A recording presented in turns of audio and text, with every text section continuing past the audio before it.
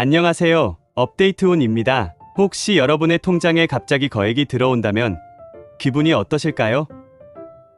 한편으로는 와, 이렇게 큰 돈이 들어오다니 운이 좋네 하고 기뻐할 수도 있지만 동시에 이거 그냥 놔뒀다가 나중에 문제 생기면 어떡하지?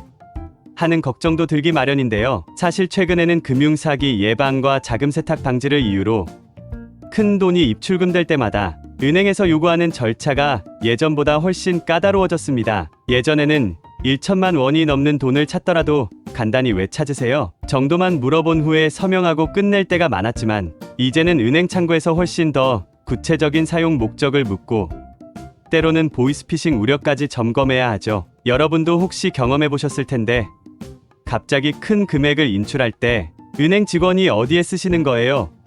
라고 물어오면 순간 당황스럽기도 합니다. 하지만 이렇게 번거롭게 물어보는 이유는 실제로 보이스피싱 피해자들이 거액을 한 번에 출금하려다 붙잡히는 사례가 많기 때문이에요. 그래서 좀 불편하더라도 내 돈이 안전하게 보호된다고 생각하면 절차에 협조하는 것이 결과적으로 좋은 선택이라고 볼 수 있습니다. 그렇다면 사람들이 가장 많이 궁금해하는 것이 정말 1천만 원만 넘어가면 무조건 국세청이나 금융정보분석원 FIU에 보고되는 건가?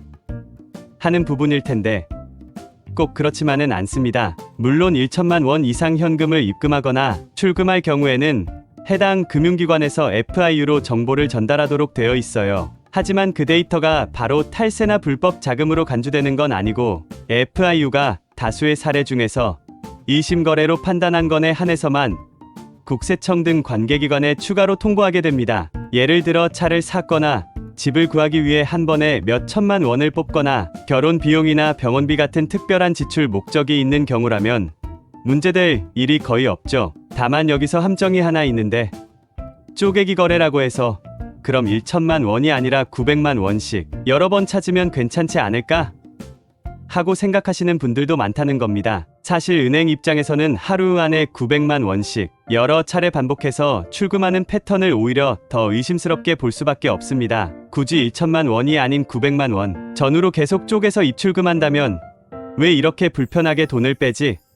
하고 합리적인 의심이 들겠죠? 그래서 1천만 원 기준을 피하려는 목적으로 쪼개기 거래를 하면 역설적으로 FIU나 은행 내부 시스템에서 이상거래로 분류될 위험이 더 커집니다. 두 번째로 주의해야 할 점은 가족끼리 돈을 주고받는 상황에서 생각보다 쉽게 증여세 문제로 번질 수 있다는 거예요. 우리는 흔히 가족끼리는 그냥 편하게 돈 주고받을 수 있지 않나 라고 생각하지만 세법은 그렇게 단순하지 않습니다. 가족도 엄연히 타인으로 보기 때문에 무상으로 돈을 이전받으면 원칙상 증여세 과세 대상이 되는 거죠. 다만 일상적으로 부모님이 자녀에게 용돈이나 학비 혹은 생활비를 주는 건 대부분 큰 문제가 되지 않아요. 그러나 문제는 그 돈을 정확히 생활비로만 썼느냐 아니면 재산을 형성하기 위해 투자나 적금, 부동산 구입 등에 썼느냐 하는 부분입니다. 실제로 국세청에서는 생활비라고 받았는데 주식 투자금이나 전세 자금으로 썼다라고 하면 그 즉시 재산을 무상 이전받은 증여로 판단할 가능성이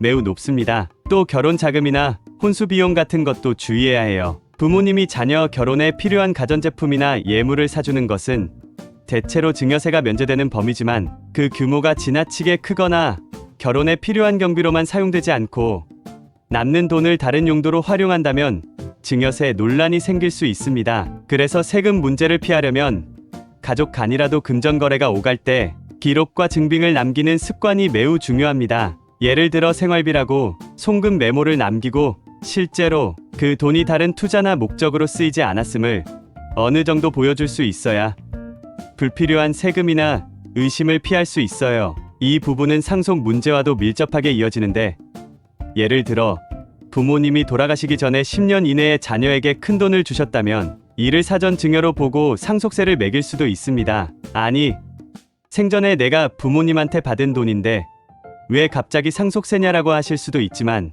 세법에서는 상속 개시 전 10년 안에 이루어진 모든 증여를 다시 들여다보도록 규정해두고 있으니까요. 한편 우리가 흔히 오해하는 것 중 하나가 한 번에 큰 금액을 줘서 증여세가 부담되니 조금씩 여러 번 나눠서 주면 괜찮겠지라는 생각입니다. 하지만 세법은 10년 합산 규정을 두고 있어서 10년 동안 받은 증여 총액을 전부 더해 공제 범위를 초과하는지 여부를 따지게 됩니다. 부모, 자식 간에는 기본적으로 5천만 원까지 증여세를 면제해주지만 만약 10년 안에 여러 번 나눠서 1억 원을 받았다면 결국 5천만 원, 공제를 제외한 나머지 5천만 원에 대해 증여세가 부과될 수 있죠. 이 때문에 올해는 2천만 원, 내년엔 3천만 원, 그 다음 해엔 4천만 원을 받으면 되겠지라고 가볍게 생각하다가 시간이 지나 세무조사를 받을 때 깜짝 놀라는 분들도 실제로 많습니다. 또 가족끼리 송금을 자주 하다 보니 차라리 기록이 남지 않는 현금으로 주고받으면 문제될 게 없지 않나 라고 질문하시기도 하는데 사실 현금 거래가 더 위험할 수도 있어요. 예를 들어 계좌이체는 적어도 어느 날짜에 어떤 명목으로 돈이 오갔는지 흔적이 남지만 현금은 나중에 언제 얼마 줬죠? 무슨 용도였죠?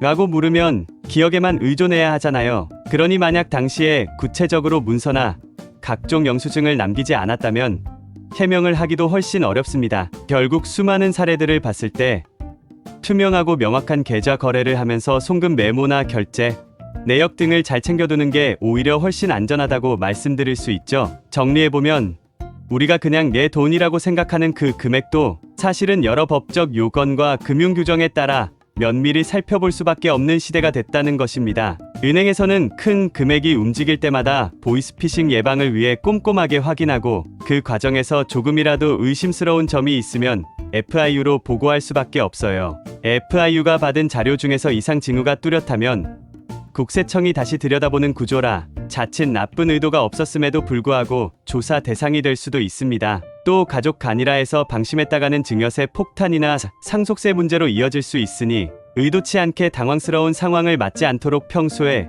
근거, 자료를 잘 남기는 게 좋습니다. 그러므로 거액을 입금하거나 출금해야 한다면 혹은 가족끼리 큰 돈을 주고받아야 한다면 꼭 먼저 이 돈의 실제 용도는 무엇인가, 합법적인 목적과 관련 영수증 내역을 명확히 남길 수 있는가, 10년 합산으로 봤을 때 증여세 공제 한도를 넘지 않는가 같은 부분을 확인하시기 바랍니다. 작은 수고가 나중에 큰 곤란을 막아줄 수 있다는 거죠. 또한 혹시라도 세법 지식이 부족하다거나 금액이 더 크게 오갈 예정이라면 세무사나 전문가와 미리 상담하는 게 가장 확실합니다. 주변의 가족이라 괜찮겠지 하면서 큰돈을 물려주다가 낭패를 본 사례가 의외로 많으니 반드시 유념해 두시면 좋겠습니다. 오늘 말씀드린 내용이 조금 길었지만 그만큼 꼭 알아두면 나중에 큰 도움을 받을 수 있는 내용이기도 해요. 실제로 많은 분들이 세금을 몰라서 혹은 너무 안이하게 생각하다가 왜 갑자기 조사받아야 되죠? 그때 그냥 가족끼리 돈 주고받았을 뿐인데 하고 곤란해하곤 하시니까요. 앞으로 은행을 통한 거액 현금 거래도 점점 더 관리가 강화될 것이고 가족 간 증여나 상속과 관련된 세금 제도 역시 변경될 수 있으니 나중에 억울한 일 당하지 않으려면 미리미리 관심을 갖고 챙기시기를 추천드립니다. 오늘도 끝까지 시청해주셔서 정말 감사드리고요. 혹시 지금 이 영상을 보시면서 이 정보 우리 부모님이나 지인이 알면 좋을 텐데 하는 분들이 떠오르신다면 꼭 공유해주세요. 서로가 알면 편하고 모르면 손해볼 수 있는 정보니까 함께 나누는 게 가장 좋잖아요. 지금까지 업데이트온이었습니다. 오늘 정보가 도움이 되셨다면 구독과 좋아요 꼭 부탁드릴게요. 앞으로도 변화하는 사회 이슈와 실생활 팁을 빠르게 전해드리겠습니다. 시청해주셔서 감사합니다.